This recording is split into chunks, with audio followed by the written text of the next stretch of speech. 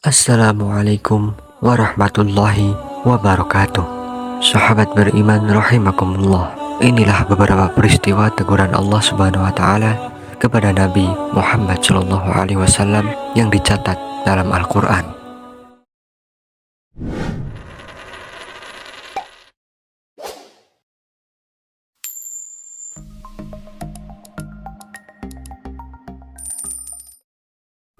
Sebagai panutan umatnya, Nabi Muhammad tentu disiapkan Allah menjadi pribadi yang sempurna. Beliau memang minum, makan, tidur, istirahat, dan bergurau layaknya kita sebagai manusia biasa.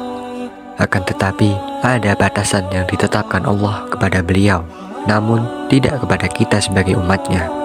Batasan itu adalah batasan akhlak. Beliau boleh saja kecewa dengan suatu hal atau kepada seseorang, akan tetapi karena batasan-batasan yang ditetapkan Allah kepada Nabi sangat tinggi, tak jarang apa yang menurut kita sebagai perilaku atau hal yang lumrah itu tidak pada Nabi. Di sini dijelaskan bahwa Allah Subhanahu wa taala mencoba memuliakan Nabi dengan kemuliaan yang setinggi-tingginya.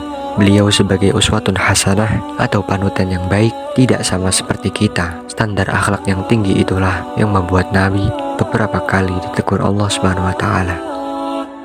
Lalu bagaimana teguran-teguran Allah kepada Nabi? Apakah ini murni demi menjaga kemuliaan akhlak beliau, atau memang ada kesalahan Nabi yang juga melebihi batas sebagaimana manusia biasa? Berikut ini adalah teguran-teguran Allah kepada beliau. Pertama, kemarahan Nabi di Perang Uhud. Peristiwa kekalahan Nabi di medan Perang Uhud memang bagian dari skenario Allah kepada umat Islam. Pada saat itu, umat Islam sempat terlena dengan godaan harta rampasan perang. Lebih-lebih tidak menghiraukan pesan dan perintah Nabi. Akan tetapi, Perang Uhud juga membawa luka yang amat sangat dalam di dalam hati Nabi Muhammad.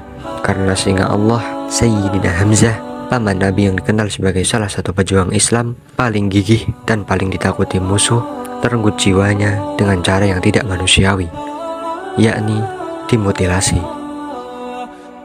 Dalam berbagai riwayat sirah nabawiyah, diceritakan bahwa Hindun binti Utbah, istri Abu Sufyan, melepaskan dendamnya kepada Sayyidina Hamzah dengan mengambil dan mengunyah hati beliau. Tidak cukup sampai di situ, Abu Sufyan juga sempat memukul-mukul dengan tombak sisi dalam pipi Sayyidina Hamzah.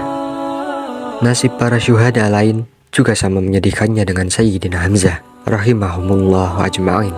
Karena itulah terdapat riwayat yang menyatakan bahwa saking marahnya Nabi melihat situasi yang mencengkam itu, beliau kemudian berucap di hadapan jasad Sayyidina Hamzah, "Demi Allah, kalau aku berhasil mengalahkan mereka, aku akan membalas keguguranmu dengan menewaskan 70 orang di antara mereka." Sebagian sahabat menambahkan, kita akan melakukan lebih dari apa yang mereka lakukan. Hadis riwayat Ahmad dan At-Tirmidzi. Bagi yang menganggap riwayat di atas sahih, melanjutkan bahwa kemudian Allah menegur Nabi melalui surat An-Nahl ayat 126. Quraisy Shihab membaca sirah Nabi Muhammad, konon Nabi Muhammad juga memohon agar Allah mengutuk mereka. Ucapan beliau ini pun ditegur Allah dengan keras melalui surat Ali Imran ayat 128. Bismillahirrahmanirrahim. Laisa laka minal amri syai'un aw yatuba 'alaihim aw yu'adzibahum fa innahum dzalimun. Yang artinya, tak ada sedikit pun campur tanganmu dalam urusan mereka itu, atau Allah menerima taubat mereka atau mengazab mereka, karena sesungguhnya mereka itu orang-orang yang zalim. Memang tidak mustahil ada keinginan hati untuk melakukan pembalasan, itu manusiawi.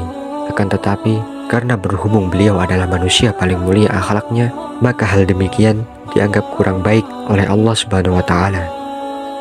Teguran kedua yaitu saat Nabi bermuka masam. Dalam mukjizat Al-Quran, Quraisy Shihab menjelaskan bahwa suatu ketika Nabi sedang menjelaskan agama Islam kepada pemuka Quraisy.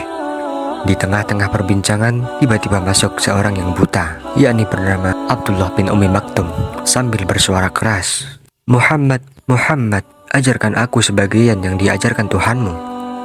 Nabi pun kemudian merasa terganggu dan menganggap dia tidak sopan. Akhirnya, muka Nabi menjadi kusut dan tidak menghiraukan Abdullah bin Ummi Maktum. Namun sikap ini kemudian dinilai Allah Subhanahu wa taala tidak wajar dilakukan oleh seorang nabi. Kemudian turunlah surat Abasa ayat 1-12 yang artinya bermuka masam. Padahal bila dilihat menggunakan kacamata manusia biasa, Justru Abdullah lah yang kurang sopan karena nyelonong masuk dan memotong pembicaraan Nabi. Kemudian teguran yang ketiga, yaitu sikap Nabi terhadap tawanan perang Badar. Setelah kemenangan perang Badar yang di luar nalar itu, Nabi meminta saran pada para sahabatnya tentang nasib para tawanan perang. Mau diapakan mereka ini? Ucap Nabi Shallallahu Alaihi Wasallam. Umar kemudian memberi saran untuk membunuh mereka. Bunuh saja mereka ya Rasulullah. Sedangkan Abu Bakar yang terkenal memiliki hati lembut menyarankan Nabi untuk memaafkan dan membebaskan mereka dengan tebusan. Nabi pun kemudian memilih saran dari Abu Bakar. Namun, apakah saran ini sesuai dengan yang dikehendaki Allah? Ternyata tidak. Lalu turunlah teguran dari Allah melalui surat Al-Anfal ayat 67 sampai 69, yang artinya tidak patut bagi seorang nabi mempunyai tawanan sebelum ia dapat melumpuhkan musuhnya di muka bumi. Kamu menghendaki harta benda duniawiyah, sedangkan Allah Subhanahu wa Ta'ala menghendaki pahala akhirat untukmu, dan Allah Maha Perkasa lagi Maha Bijaksana. Itulah beberapa teguran Allah Subhanahu wa Ta'ala kepada Nabi kita Muhammad Shallallahu Alaihi Wasallam. Sebagai salah satu manusia yang mulia, akhlak Nabi juga diwajibkan Allah menjadi mulia, bukan tanpa alasan. Semua ini agar umatnya bisa meniru semaksimal mungkin kesempurnaan akhlak Rasulullah Shallallahu Alaihi Wasallam. Kita memang tidak akan mampu menyandingi derajat akhlak Nabi, akan tetapi kita wajib berusaha mengikuti beliau. Kemuliaan akhlak Rasul ini juga diharapkan hadir dalam diri pewaris beliau, yaitu para ulama. Karena itu, saat seseorang diamanahi umat menjadi seorang ulama, saat itu juga ia diwajibkan memiliki akhlak yang lebih tinggi daripada orang lain atau orang awam. Di sisi lain, teguran Allah Subhanahu wa Ta'ala kepada Nabi Muhammad Shallallahu Alaihi Wasallam juga sekaligus menjadi bukti kemukjizatan Al-Quran, bahwa beliau bukanlah orang yang menyusun Al-Quran itu sendiri. Dari cerita Nabi itulah kita belajar untuk menjadi pribadi yang lebih baik, karena Nabi Muhammad Shallallahu Alaihi Wasallam yang memiliki akhlak paling mulia, yang menjadi seorang kekasih Allah, suri tauladan kita. Beliau tidak diberi kesempurnaan, karena hanya Allah Subhanahu wa Ta'ala, dialah yang maha sempurna.